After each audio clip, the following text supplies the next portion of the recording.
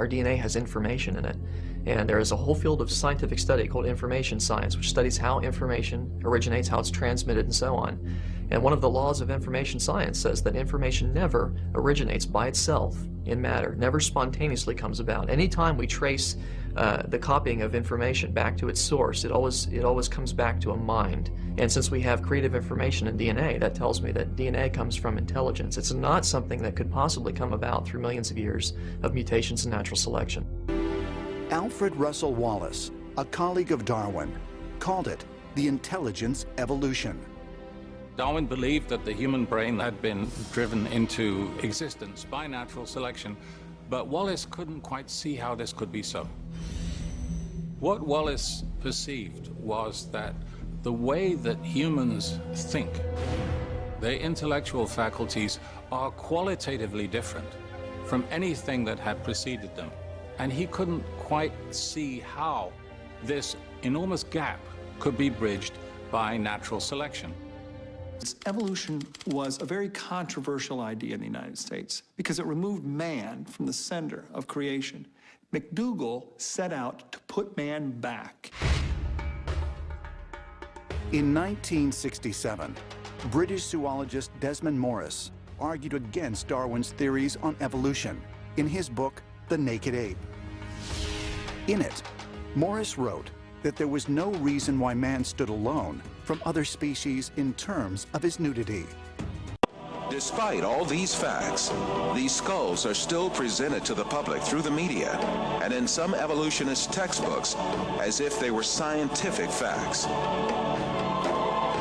In many countries, an important part of the society supposes that evolution is a proven fact.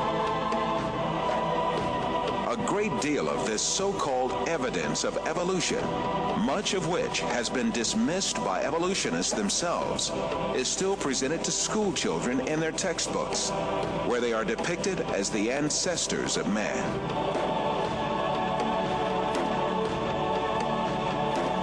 In fact, the truth that the evolutionists try so hard to deny and conceal is there for all to see. Species appeared all of a sudden and perfectly on the Earth. That is, they were created. The evidence to me that just cries out that there's a God is the study of DNA. DNA is a very powerful, massive information storage system. In fact, DNA that makes up our genes actually is like books of information that's read by a language system. It's absolutely phenomenal. And scientists know today that languages, a code, only come from an intelligence, and information only comes from information. Nobody's ever seen matter by itself give rise to a code. Nobody's ever seen matter by itself give rise to information. And as you look at DNA, it actually cries out, in the beginning, God created the universe. Performed an experiment in Manchester that revealed to him the shape of the interior of an atom.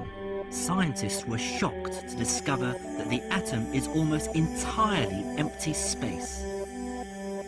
The question then became, how could this empty atom possibly make the solid world around us?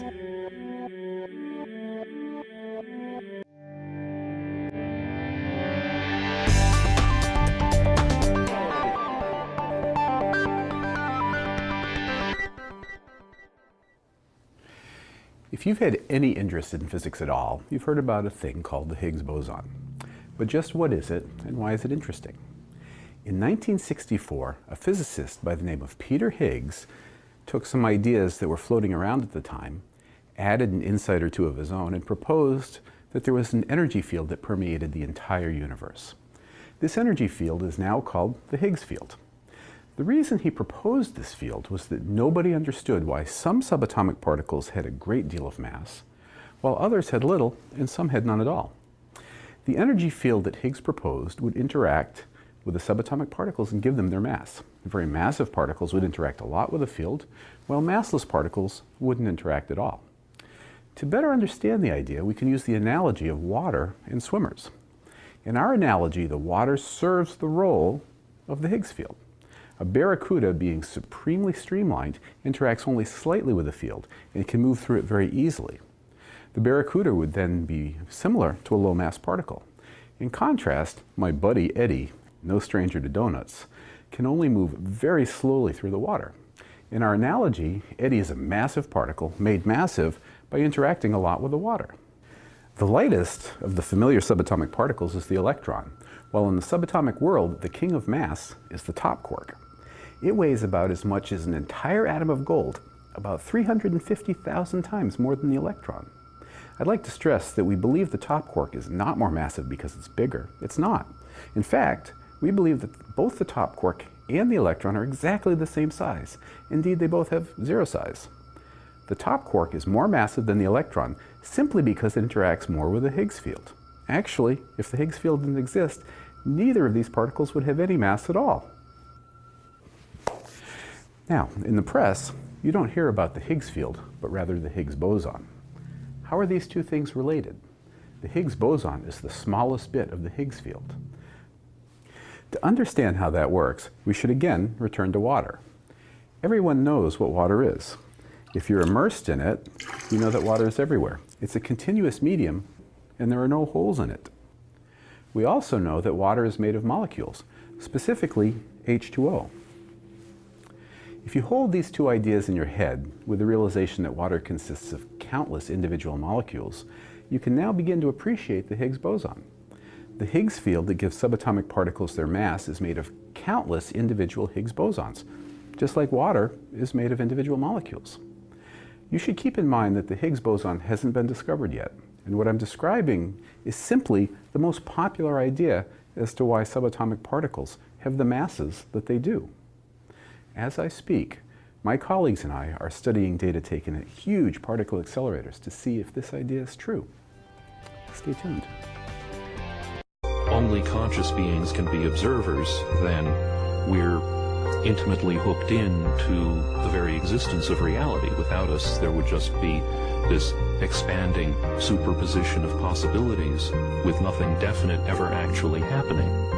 Out of millions and millions of blobs of energy and light, photons and electrons, they make up this imaginary three-dimensional solid world, which doesn't exist at all according to relativity or quantum mechanics.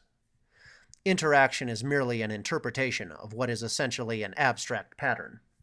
This is why quantum mechanics can only provide mathematical descriptions, since it can only describe patterns within infinite probabilities.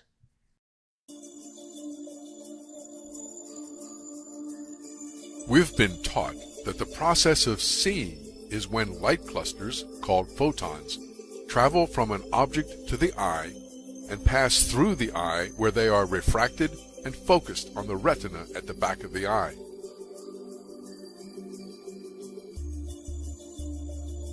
Here, these light rays are turned into electrical signals and then transmitted by neurons to the center of vision at the back of the brain.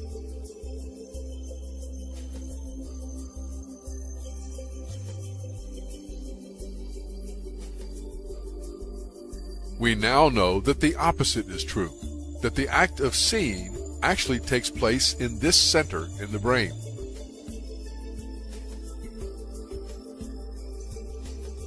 All the images we view in our lives and all the events we experience are actually experienced in this tiny and dark place.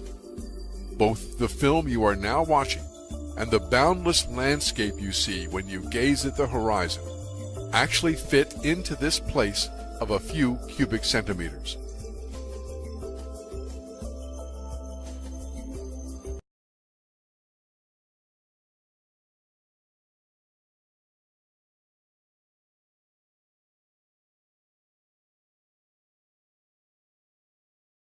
So the most familiar charge is electric charge. Electrons have an electric charge of -1, and quarks have electric charges in thirds. So when two up quarks and a down quark are combined to make a proton, it has a total electric charge of +1. These particles also have antiparticles, which have opposite charges. Now it turns out that electric charge is actually the combination of two other charges, hypercharge and weak charge. If we spread out the hypercharge and weak charge and plot the charges of particles in this two-dimensional charge space, the electric charge is where these particles sit along the vertical direction. The electromagnetic and weak forces interact with matter according to their hypercharge and weak charge, which make this pattern. This is called the Unified Electroweak Model and was put together back in 1967. The reason most of us are only familiar with electric charge and not both of these is because of the Higgs particle.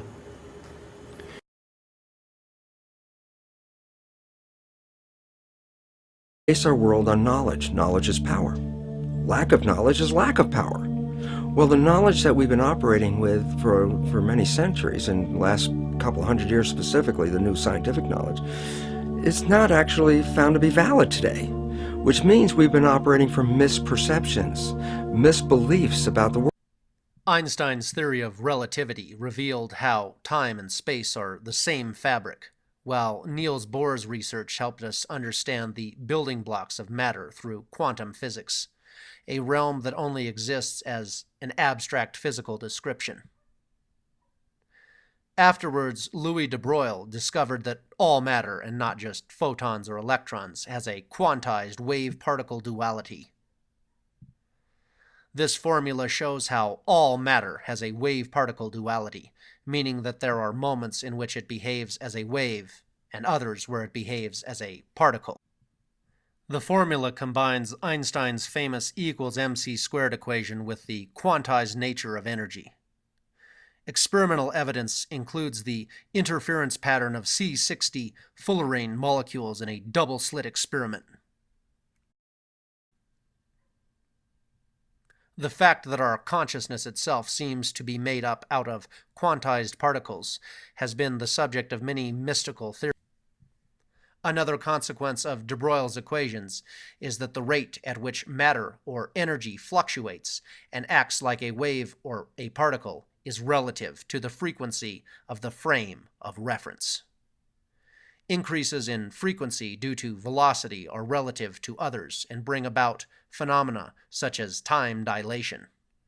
The underlying reason is the unaffected experience of time relative to the reference frame where space and time are properties of quanta, and not the other way around.